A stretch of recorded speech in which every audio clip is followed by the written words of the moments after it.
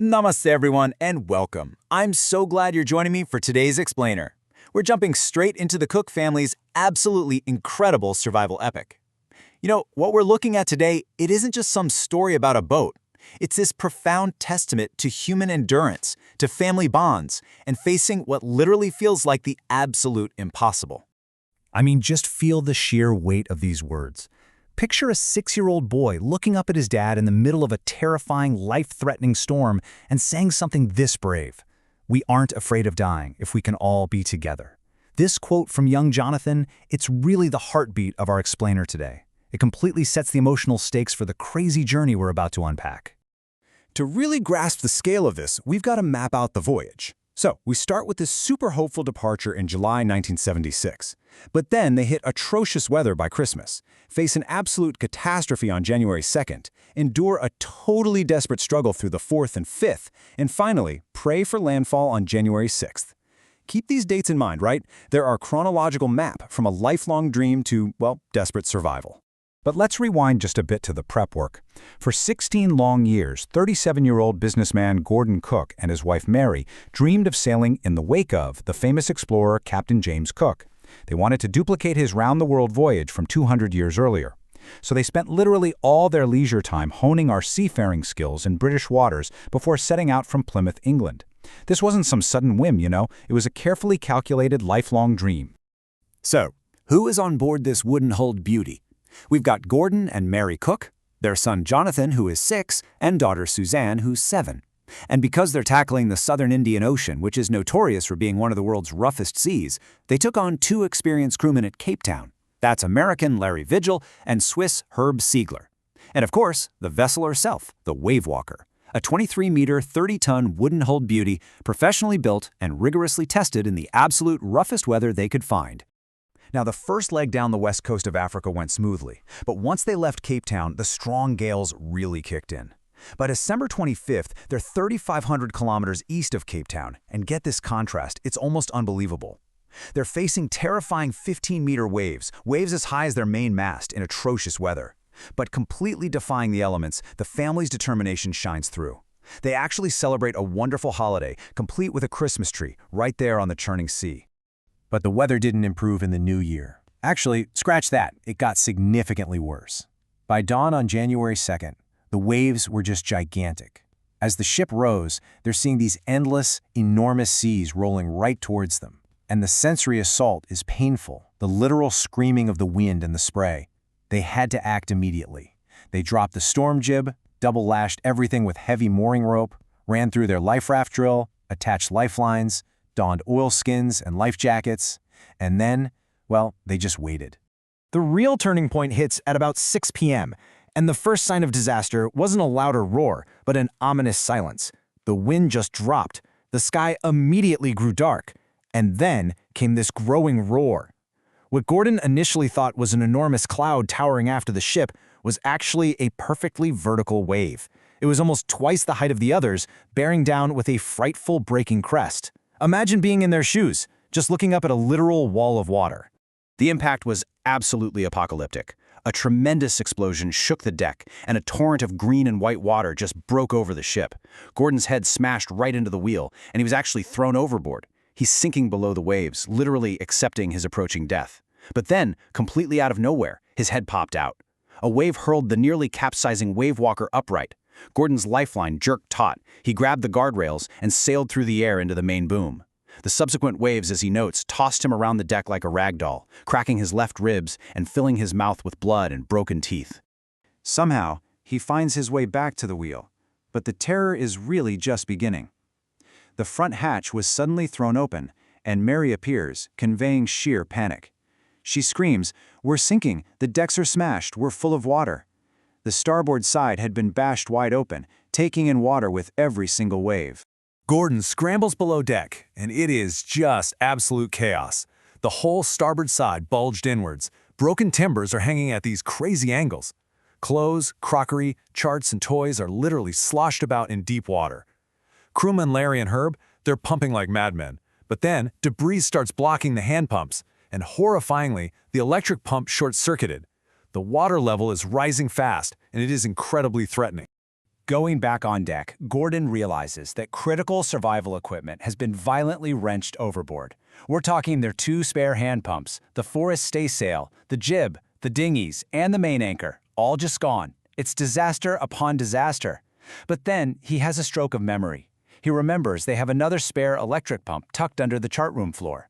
He connects it to an outpipe, and thank goodness it actually works, deflecting water over the side, through the canvas and waterproof hatch covers he'd frantically stretched over the gaping holes. So as the night dragged on, the crew is locked in this endless, bitterly cold routine of pumping, steering, and working the radio. And adding to their profound isolation, they're getting absolutely no replies to their mayday calls. I mean, they are in a very remote corner of the world. Meanwhile, 7-year-old Sue has taken a massive blow. Her head is swollen alarmingly. She's got 2 enormous black eyes and a deep cut on her arm. When Gordon asked why she hadn't complained more, her brave reply was just, "I didn't want to worry you when you were trying to save us all." Incredible, right? By the morning of January 3rd, they finally get the water under control enough to do 2-hour rest rotations. But that's when Gordon makes a really grim discovery. The boat's main rib frames are smashed down to the keel. A whole section of the starboard hull is held up by nothing but a few cupboard partitions. After 15 hours of surviving that massive wave, the devastating reality sets in.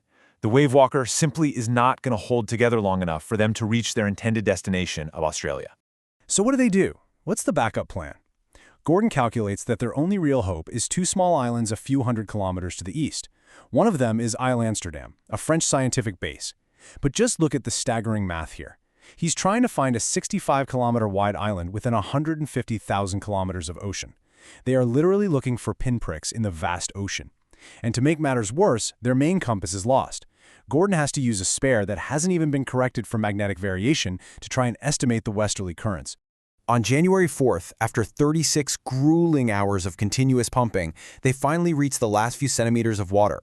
Mary finds some corned beef and cracker biscuits, which is their first meal in almost 2 days. Such a huge moment of relief. But see how brief this respite is. By 4 p.m., black clouds start building up again. The wind is back to 40 knots. The great wave had broken their auxiliary engine, so they hoist the storm jib and head toward where Gordon thinks the islands might be. But by the dawn of January 5th, the situation is utterly desperate all over again. It's on this very day that young John asks his dad if they're going to die, declaring he isn't afraid if they can all be together. Deeply moved by this, Gordon leaves the cabin absolutely determined to fight the sea with everything he has left. He makes a tactical decision to heave to. Basically, he faces the undamaged port hull to the ongoing waves to protect that weakened starboard side. To pull this off, he creates this improvised sea anchor out of heavy nylon rope and 2 22-liter plastic barrels of paraffin. But even with this intense tactical fight, the emotional toll is just immense. That evening, January 5th, as the violent motion of the ship brings more and more water pouring in through the broken planks, Gordon and Mary sit together quietly, just holding hands. It is such an incredibly poignant moment. You have a husband and wife, after fighting so incredibly hard, genuinely feeling that the end is very, very near. Yet, miraculously, the Wavewalker rode out the storm. By the morning of January 6th, the wind eases up. Gordon gets to work on the sextant, checking wind speeds, drift, and current. At 2 p.m., he goes up on deck and asks Larry to steer a course of 185 degrees, just hoping they might see the island by 5 p.m. Exhausted and with a heavy heart, he goes below, climbs on his bunk, and dozes off. He is carrying this absolute, heartbreaking conviction that they have completely missed the island. But amidst all this bleak reality, we find the true emotional anchor of our story. While Gordon was calculating their terrible odds earlier, little Sue, moving really painfully, had joined him. The left side of her head is severely swollen, her blackened eyes are narrowed to slits. But she hands him a card she made. On the front are caricatures of Gordon and Mary saying, "Here are some funny people." Inside is a message, "Oh, how I love you both." So this card is to say thank you and let's hope for the best. This unbelievable resilience from a severely injured child gave them the spirit that they just had to make it. When Gordon finally wakes up, it's 6 p.m. and it's growing dark. He thinks all is lost, but suddenly a tousled head appears by his bunk. It's Jonathan, asking for a hug, with Sue right behind him. Gordon asks why he's getting a hug, and John replies it's because he's the best daddy and the best captain in the world. Gordon sadly tells him, "Not today, John." But Sue, in this completely clear, matter-of-fact voice, corrects him. She says, "Why, you must be. You found the island." I mean, Gordon practically flies onto the deck, and there it is, as big as a battleship, just like the kids chorused. He gazes with pure, unadulterated relief at the stark outline of island Amsterdam. Now, it was really only a bleak piece of volcanic rock with very little vegetation, but to their sea-weary eyes, it was without a doubt the most beautiful island in the world. So, they anchor offshore for the night, and the next morning they finally step onto dry land. When they do, they are greeted by exactly 28 people. That's the entire tiny population of the island's inhabitants, who cheer for them and help them safely ashore. With solid land under his feet again, Gordon's thoughts immediately turn to deep gratitude. He thinks of Larry and Herbie, who maintain this cheerful optimism under the most dire stress imaginable. He thinks of Mary, who stayed at the wheel for all those crucial, terrifying hours of chaos.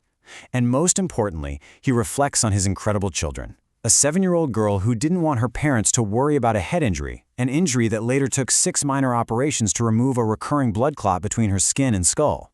And a 6-year-old boy who simply was not afraid to die.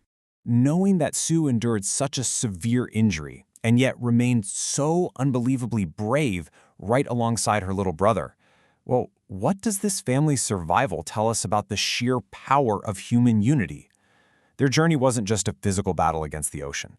It was this massive triumph of the unbreakable bond of a family facing the absolute abyss, holding together when it mattered the most.